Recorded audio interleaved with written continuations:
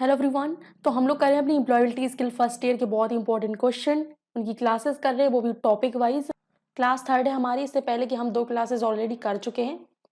ये third class होने के बाद मैं इसकी प्लेलिस्ट बना दूंगी एम्प्लॉयबिलिटी स्किल फर्स्ट ईयर 2024 के नाम से। तो आप प्लेलिस्ट पर जाएंगे तो आसानी से आपको ये क्वेश्चंस मिल जाएंगे। थ्योरी के भी मैं एक प्लेलिस्ट बना दूंगी, एम्प्लॉयबिलिटी स्किल की भी अलग अलग दोनों प्लेलिस्ट मिल जाएंगी आपको मेरी चैनल की प्लेलिस्ट पर। बस 3 क्लासेस हो जाए, उसके बाद इन क्लासेस की मैं प्लेलिस्ट बना दूंगी। तो आज का टॉपिक है कम्युनिकेशन स्किल। इस टॉपिक से रिलेटेड हम क्वेश्चंस करेंगे आज, नेमी बेस्ड क्वेश्चन है। कम्युनिकेशन स्किल का पहला क्वेश्चन है, we can share our thought ideas and feeling through dash. हम डैश के माध्यम से अपने विचारों थॉट और आइडिया को एक ही ट्रांसलेट कर दिया गया है। थॉट और अपने आइडिया और अपनी भावनाओं को किसके द्वारा साझा कर सकते हैं, किसके द्वारा हम साझा कर सकते हैं? कम्युनिकेशन, रीडिंग, वॉचिंग, हियरिंग, किसके द्वारा? तो वो आंसर है आपका ऑप्शन ए, संचार के माध्यम से हम अपनी भावनाओं को, अपने विचारों को, अपने थॉट को साझा कर सकते हैं। जब हम किसी से बात कर रहे होते हैं, कम्युनिकेट कर रहे होते हैं, संचार कर रहे होते हैं, तभी तो पता चलता है कि वो इंसान क्या सोच रहा है, उसकी भावनाएं क्या हैं, राइट। तो ये इसका आंसर क्या होगा? Option A, communication. संचार के माध्यम से हम किसी के या फिर अपने विचार और भावनाओं को साझा कर सकते हैं। नेक्स्ट क्वेश्चन है, effective communication need to be. प्रभावी संचार की आवश्यकता है। प्रभावी संचार में क्या क्या आवश्यक है ये आपको बताना है। ऑप्शन सिंपल, क्लियर, कंप्लीट या फिर ऑल ऑफ द अबव। मैं एम्प्लॉयबिलिटी स्किल में देखती हूँ कि जब भी मैं क्लासेस करवाती हूँ आप लोग हमेशा आंसर देते हो और एकदम एग्जैक्ट आंसर देते हो। बहुत कम लोगों के गलत रहते हैं, ज़्यादातर लोगों के हमेशा सही रहते हैं। तो ये बहुत ही अच्छा साइन है कि आपका एम्प्लॉयबिलिटी स्किल अच्छा सब्जेक्ट है, आपको समझ में आ रहे हैं क्वेश्चन, आप समझ रहे हो उन क्वेश्चन को और आप आंसर सही दे रहे हैं। तो इसका आंसर क्या हो जाएगा? All of the above. हमारा जो प्रभावी संचार है, इफेक्टिव कम्युनिकेशन है, वो सिंपल होना चाहिए, मतलब सभी को समझ में आना चाहिए, क्लियर होना चाहिए और कंप्लीट होना चाहिए, आधा अधूरा नहीं होना चाहिए। तो ये हो जाएगा ऑल ऑफ द एबव। प्रभावी संचार में जो कम्युनिकेशन है वो, उसमें क्या क्या आवश्यक है? सिंपल, क्लियर और कंप्लीट होना चाहिए। जो इफेक्टिव कम्युनिकेशन है वो सिंपल, क्लियर एंड कंप्लीट होना चाहिए। थर्ड क्वेश्चन है, which among these is not a type of communication. इनमें से कौन सा संचार का एक प्रकार नहीं है? अब बता सकते हैं कि इनमें से कौन सा संचार का एक प्रकार नहीं है। वर्बल, नॉन वर्बल, विजुअल या फिर सौरो, मौखिक, अमौखिक, तस्वीर या दुख। क्या हो जाएगा इसका आंसर? सौरो। ये जो दुख है ये मैच ही नहीं कर रहा है हमारे कम्युनिकेशन के उसमें। आप देखेंगे कि हम जो कम्युनिकेशन करते हैं, बात करके करते हैं, अमौखिक इशारों में करते हैं, राइट। तस्वीर के माध्यम से कम्युनिकेशन आपने देखा होगा कि जो लोग बोल नहीं सकते हैं या फिर सुन नहीं सकते हैं तो वो तस्वीर के माध्यम से कम्युनिकेट करते हैं, एक दूसरे से बातें करते हैं। तो लेकिन जो दुख है ये हमारे किसी भी एंगल से मैच नहीं खा रहा है, तो ऑप्शन होगा डी इसका right answer. Next, Nitya wanted to discuss an issue with her teammate. What type of communication is it? Nitya wanted to discuss an issue with her teammates. Nitya अपने साथियों के साथ किसी मुद्दे पर चर्चा करना चाहती है, यह किस प्रकार का संचार है? क्वेश्चन समझ गए होंगे तो आंसर आप तुरंत दे दोगे। अब यहाँ पर चर्चा की बात आ रही है। चर्चा करेगी, कैसे करेगी? एक ग्रुप बनाएंगे, राइट, उस इशू पर चर्चा करेंगे। चर्चा करेंगे मतलब वो मुंह से बात करेंगे, मौखिक हमारा संचार होगा। तो नित्या क्या करेगी? मौखिक संचार करेगी। ठीक, इस प्रकार का संचार होगा, मौखिक संचार होगा। फिफ्थ नंबर क्वेश्चन है, the way we sit our facial expression and body language show dash communication. हम जिस तरह बैठते हैं, हमारे चेहरे के भाव और शारीरिक भाषा डैश संचार दर्शाती है। अब ये बता सकता है कोई? हम जिस तरह बैठते हैं यानी कि हम किसी भी मीटिंग में बैठे हैं, यहाँ पर 4 लोगों के बीच में बैठे हैं, तो हमारे चेहरे के भाव, शारीरिक भाषा किस संचार को दर्शाती है? Non verbal, physical fitness, strength या फिर नन। अब ये दोनों तो होंगे नहीं, ये स्ट्रेंथ भी नहीं हो, इन दोनों में आप कंफ्यूज होंगे। तो ध्यान से पढ़िए, हम जिस तरह से बैठते हैं, हमारे चेहरे के भाव और शारीरिक भाषा किस प्रकार का संचार दर्शाती है? तो ये दर्शाती है नॉन वर्बल। मैंने बोला था ना, चेहरे के भाव, एक्सप्रेशन, बॉडी लैंग्वेज, हम जब ऐसे इशारे करते हैं यानी कि मुंह से नहीं बोलते हैं, बस इशारों से बात करते हो, वो कहलाता है संचार नॉन वर्बल। ठीक है, तो इसका आंसर क्या हो जाएगा? Option A. नेक्स्ट है, verbal communication is the use of. मौखिक संचार डैश का उपयोग है। देखिए ये बिल्कुल सिंपल क्वेश्चन है। ऑप्शन पढ़िए, sign, words, math and image. बहुत सारे लोग इसका आंसर सही देंगे, मुझे पता है सभी लोग सही देते हैं, क्योंकि एम्प्लॉयबिलिटी स्किल इतना टफ नहीं है, बस आपको थ्योरी में थोड़ा पढ़ने की ज़रूरत है बहुत ही अच्छे से। एम्प्लॉयबिलिटी स्किल में देखिए आपको क्या करना है कि सारी क्लासेस बस आपको एक बार देख लेनी है, सारी क्लासेस आपको एक बार तो देख ही लेनी है, और उसके बाद मैराथन क्लास में आपका हो जाएगा रिवीजन। बस इतना करना है आपको, और ज़्यादा कुछ नहीं करना है। अभी धीरे धीरे 25-25 क्वेश्चन की क्लास कर लीजिए, ठीक है। रोज रोज क्या, वो भी हफ्ते में 3 दिन 25-25 मिनट की एक क्लास कीजिए। उसके बाद हम मैराथन क्लास करेंगे, बहुत ही अच्छी तरीके से आपका रिवीजन हो जाएगा मैराथन क्लास में, राइट। अभी हम ये जो क्लास है एम्प्लॉयबिलिटी स्किल की बहुत ही धीरे धीरे करवा रहे हैं, बट मैराथन जब हमारी होगी तब हम इसको बहुत ही अच्छी तरीके से जल्दी जल्दी करवाएंगे। अभी आपका यही सवाल होगा कि मैडम जी हमें इसका आंसर पता है, जल्दी जल्दी इसको निपटा दो। लेकिन कुछ लोग बच्चे ऐसे हैं जिनको थोड़ा देर में समझ में आता है, तो उनके लिए देखो क्लासेस ऐसी होनी चाहिए कि क्वेश्चन पढ़ने का टाइम मिले, ऑप्शन पढ़ने का टाइम मिले और देने का टाइम मिले। तो उसके लिए मैं बहुत ही आराम आराम से क्लासेस करवा रही हूँ। इसकी आप लोग चिंता बिल्कुल मत कीजिए कि सिलेबस कंप्लीट नहीं होगा, सिलेबस आराम से कंप्लीट हो जाएगा। आपका पूरा सिलेबस कंप्लीट हो जाएगा, मैराथन क्लासेस भी आपकी हो जाएंगी। तो आंसर देखिए बिल्कुल सही है, वर्ड्स, ऑप्शन बी। अब भाई मौखिक संचार करेंगे तो मौखिक संचार के लिए हमें बोलना पड़ेगा, और बोलने के लिए हमारे पास शब्द होने चाहिए, राइट। ऑप्शन बी होगा। फॉर्म्स ऑफ वर्बल कम्युनिकेशन, मौखिक संचार के रूप डैश डैश डैश। क्या? Written, speaking, both A and B and learning. मौखिक संचार में मौखिक संचार के रूप कौन कौन से? Written, speaking, both A and B या फिर लर्निंग। तो क्या हो जाएगा इसका answer? Both A and B. अब जो मौखिक संचार है उसको हम लिख भी सकते हैं, लिख के भी बोल सकते हैं, और बोल के भी हम वो मौखिक संचार के रूप में आ जाएगा। नेक्स्ट है, क्लियर कम्युनिकेशन लीड्स टू, स्पष्ट संचार डैश की ओर ले जाता है। Different work, opposite work, slow work या फिर फास्टर वर्क। क्या हो जाएगा?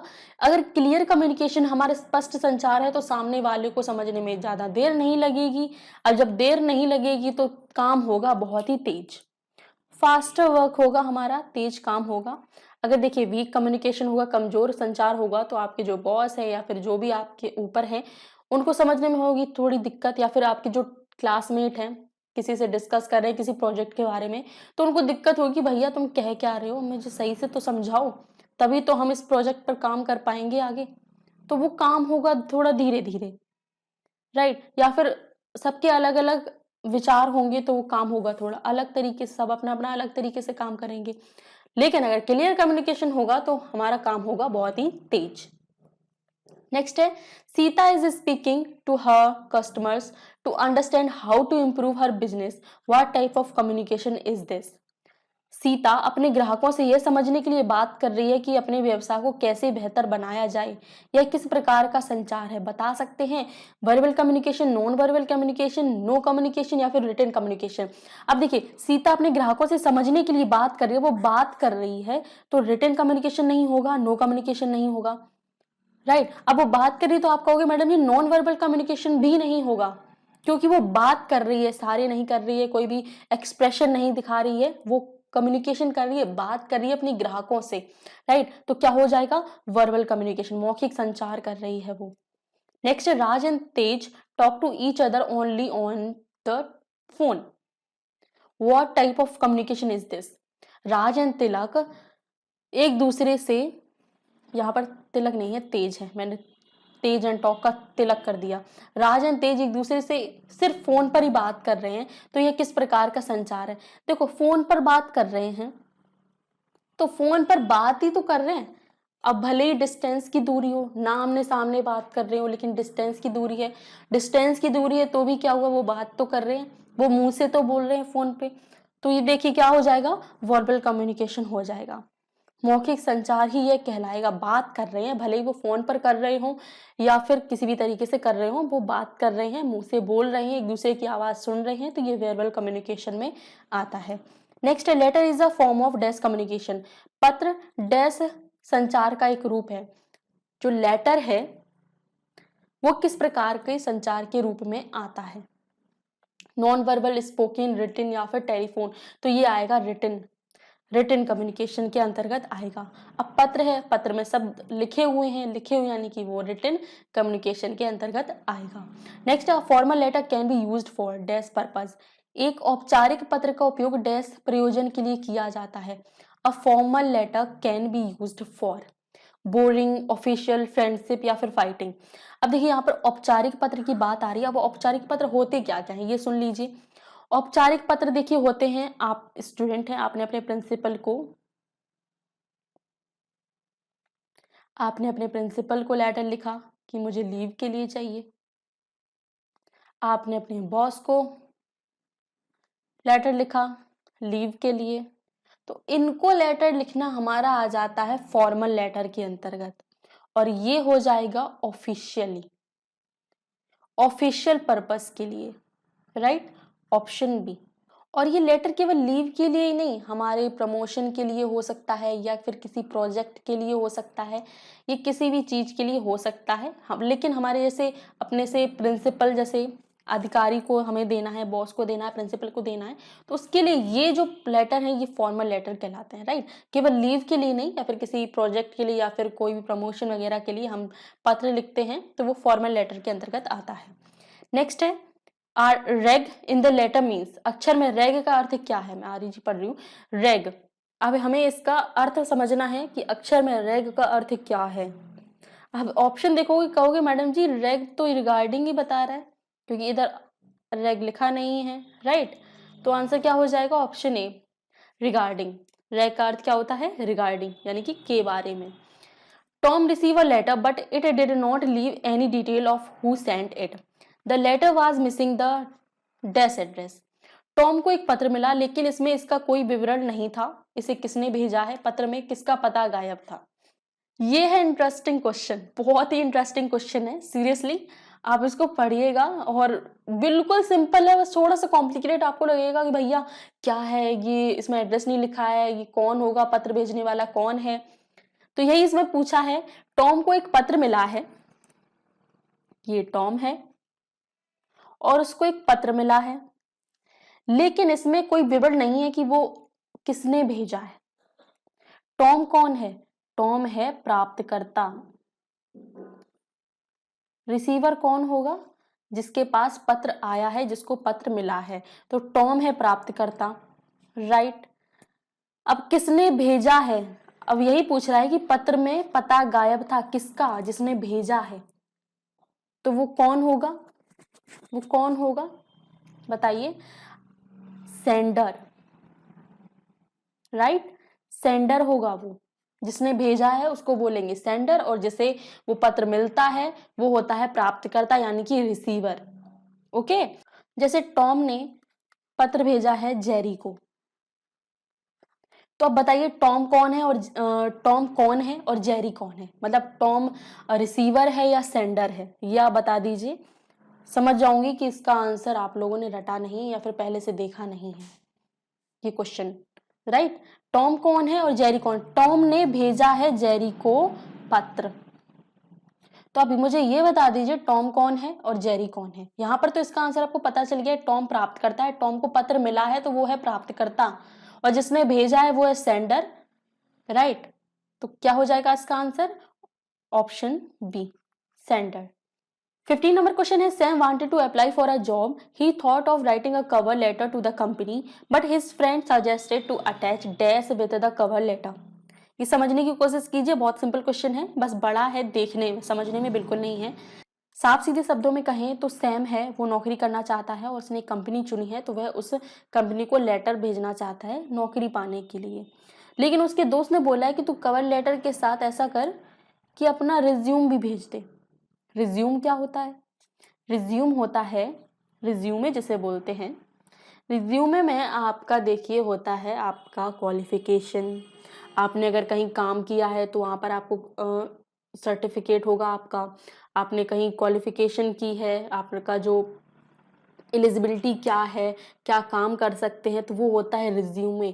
वो अगर आपके पास रिज्यूमे आपने बना लिया है, यानी कि अपना पूरा डेटा एकत्रित कर लिया है, तो आप कहीं पर भी नौकरी के लिए दिखा सकते हैं कि ये मेरा रिज्यूमे है, तो उसमें आपकी क्वालिफिकेशन, एलिजिबिलिटी सारी चीज़ें इंक्लूड होती हैं। तो ये जो रिज्यूमे है उसके दोस्त ने सजेस्ट किया है कि तुम ये रिज्यूमे है वो कवर लेटर के साथ भेज दो, ताकि उनको ज़्यादा परेशानी ना हो, वो तुरंत आपका रिज्यूमे देखेंगे, पसंद आएगा कि हाँ ये बंदा हमारे काम के लायक है, तो हम इसको अपनी नौकरी पर रख लें। क्या हो जाएगा इसका answer? Option D. 16 number question है, which is not a type of non verbal communication. कौन सा अशाब्दिक संचार का एक प्रकार नहीं है? Email, eye contact, hand movements या फिर फेशियल एक्सप्रेशन। क्या हो जाएगा? अशाब्दिक संचार का एक प्रकार नहीं है, तो वो है ईमेल। ईमेल तो देखिए आपका आ जाएगा रिटन कम्युनिकेशन में, राइट, रिटन कम्युनिकेशन में आ जाए, लेकिन जो हमारी नॉन वर्बल कम्युनिकेशन है वो है आई contact, hand movement and facial expression, ये हमारे नॉन वर्बल कम्युनिकेशन के अंतर्गत आते हैं। 70 नंबर क्वेश्चन है, shouting so we are angry, talking very slowly so we are tired or sleepy. What part of non-verbal communication help us understand this? चिल्लाने से पता चलता है कि हम गुस्से में हैं। आपने देखा होगा कि कोई इंसान चिल्लाता है तो पता चलता है कि हाँ ये गुस्से में है, और अगर बहुत धीरे धीरे बात करता है तो लगता है कि हाँ ये थका हुआ है या फिर नींद में है। अशाब्दिक संचार का कौन सा भाग हमें इसे समझने में मदद करता है? अशाब्दिक, non verbal communication help us understand this. क्या हो जाएगा? Smile, hand movement, tone of voice या फिर आई मूवमेंट। बता सकते हैं, चिल्लाने से पता चलता है, यहाँ पर चिल्लाने से पता चलता है ये आवाज बहुत तेज है, और धीरे धीरे बात करने से पता चलता है कि वह थका हुआ है। धीरे धीरे बात करना है उसमें भी आवाज आ रही है, राइट, कि बहुत धीरे धीरे बोल रहा है, बहुत धीमी आवाज आ रही है, तो इसका आंसर क्या होगा? ऑप्शन सी बिल्कुल सही है, टोन ऑफ वॉइस।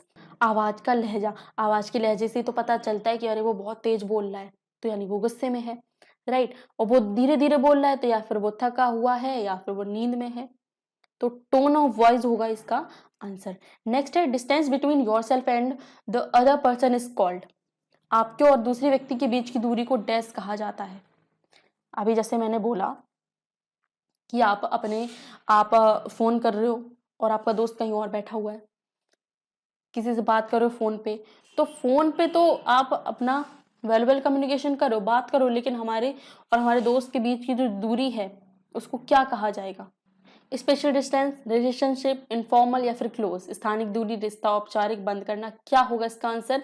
बिल्कुल सही है, स्थानिक दूरी। जब बीच की दूरी की बात आ रही है तो स्थानिक दूरी ही होगी। नेक्स्ट है, Samuel meets his coworker Jerry every day in office. When we are with a coworker we should not stand or sit dash to him. Samuel हर रोज ऑफिस में अपने सहकर्मी जेरी से मिलता है। जब हम किसी सहकर्मी के साथ होते हैं तो हमें उसके सामने डैश खड़ा या बैठना नहीं चाहिए। अब सहकर्मी है, हमारा सहकर्मी है, दोस्त नहीं है। सहकर्मी यानी कि हम बस ऑफिस में काम करते हैं, तो सहकर्मी है, तो हमें सहकर्मी के सामने डैश खड़ा या बैठना नहीं चाहिए। किस तरीके से? Too close, too far, minimum distance या फिर नेवर, कभी नहीं। अब भाई दोस्त है, सहकर्मी है, तो ये तो होगा ही नहीं। क्या होगा? टू क्लोज, बहुत पास नहीं खड़े होना चाहिए, खड़ा या बैठना नहीं चाहिए। नेक्स्ट है, cherry is going for a interview, what should see not do. ये बताइए, चेरी एक साक्षात्कार के लिए जा रही है, उसे क्या नहीं करना चाहिए? ऑप्शन पढ़िए, आंसर दे दीजिए।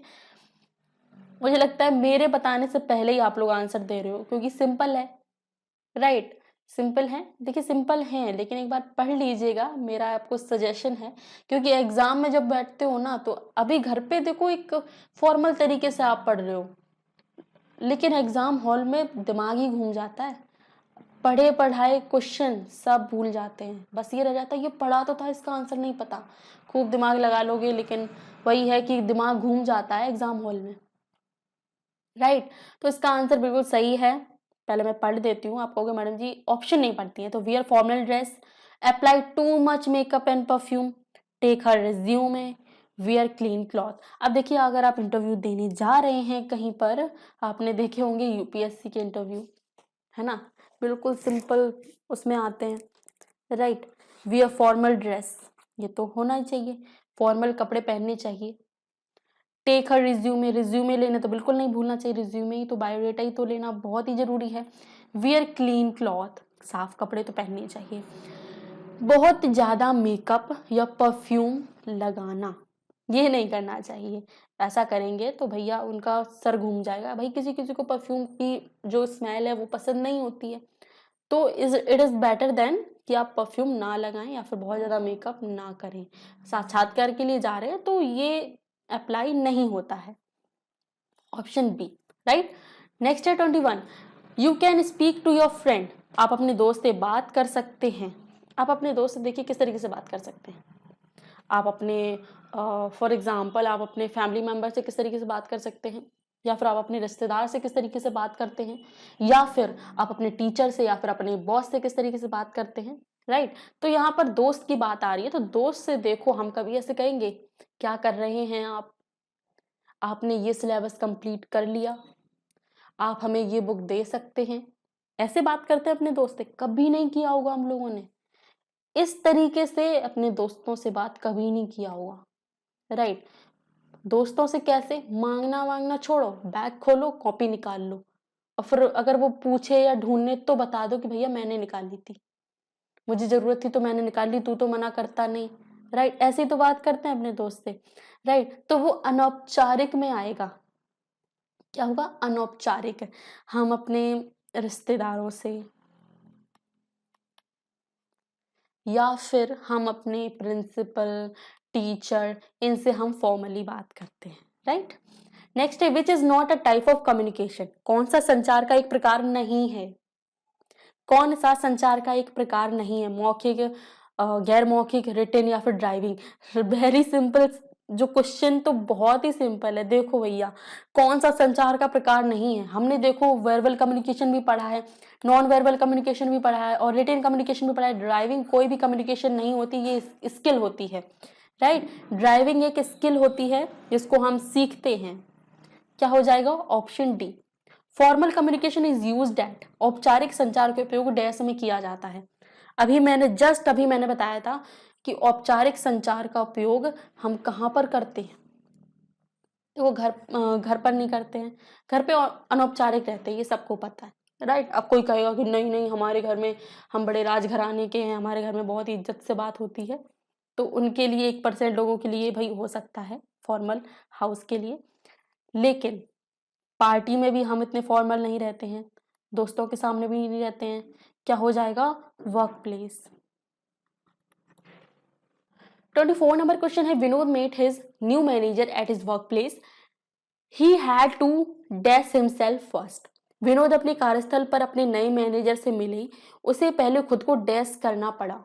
अब देखिए हम क्या करेंगे, जैसे हमारे टीचर हैं, अपने आईटीआई के टीचर हैं, वो पहले कोई और थे और अब आ गए हैं न्यू, मतलब ट्रांसफर हो गया है, तो अब कोई नए टीचर आ गए हैं, राइट?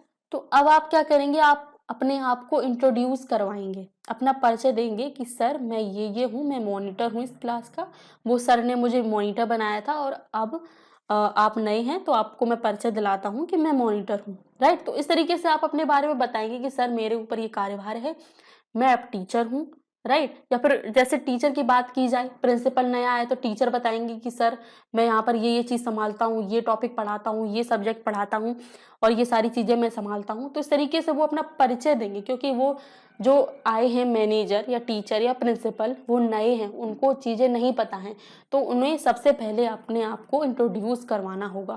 तो क्या होगा आंसर? Option B. नेक्स्ट हमने अभी इस क्लास में 24 क्वेश्चन कर लिए हैं।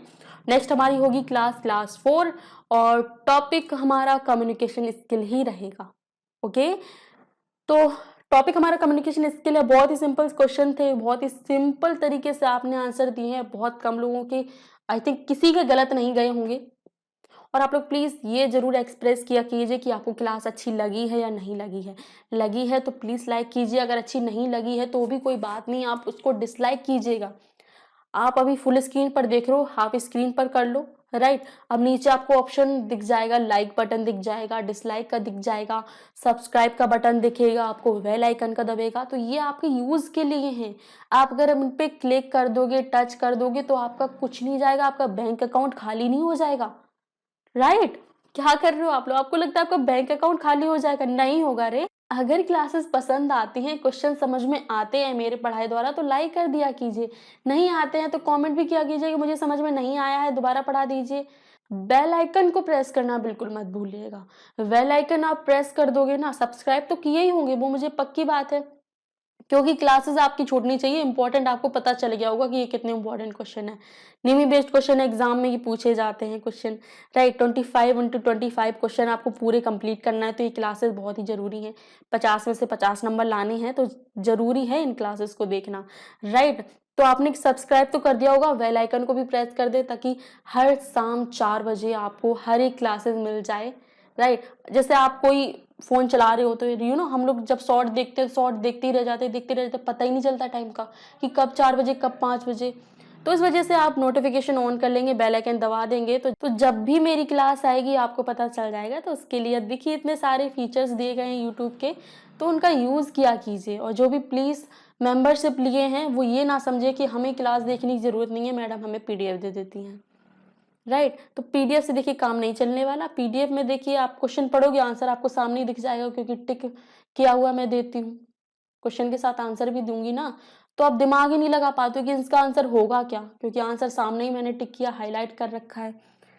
तो वो अगर आप लोग रहोगे पीडीएफ के भरोसे, प्राइम मेंबरशिप वाले, मैं प्राइम मेंबरशिप कहाँ चली गई अमेजोन पे, जो भी मेंबरशिप लिए हैं उनके लिए मैं बात कर रही हूँ।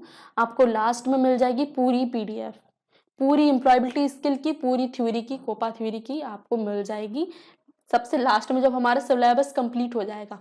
मैंने पीडीएफ इसलिए बताई है कि ताकि आप अपना रिवीजन कर सकें। लेकिन आप है कि क्लास देखते नहीं हो, आप पीडीएफ के भरोसे हो कि हमें तो पीडीएफ मिल जाती है बस काम खत्म। तो ऐसा नहीं है, मैं पीडीएफ अब नहीं दूंगी, आपको लास्ट में मिलेगी जब हमारा ये पूरा सिलेबस कंप्लीट हो जाएगा, ठीक है। तो अगली क्लास में हम करेंगे टॉपिक कम्युनिकेशन स्किल का। आपको एक क्वेश्चन दिखा देती हूँ, ठीक है। ये क्वेश्चन हम 25 नंबर से स्टार्ट करेंगे। ये क्वेश्चन, इसका आंसर अगर आपको पता है तो बता दीजिए, नहीं पता है तो कोई बात नहीं, हम अगली क्लास में इसका आंसर देंगे। तो कम्युनिकेशन टॉपिक रहने वाला है, क्लास नंबर 4 है आपकी। इसी क्लास के बाद हमारी प्लेलिस्ट बन जाएगी, टोटली प्लेलिस्ट आपकी थ्योरी की भी बन जाएगी, आपकी एम्प्लॉयबिलिटी स्किल की भी बन जाएगी, तो आपको ढूंढने में ज़्यादा आसानी नहीं होगी। चलिए मिलते हैं आपको क्लास नंबर 4 में शाम के 4 बजे।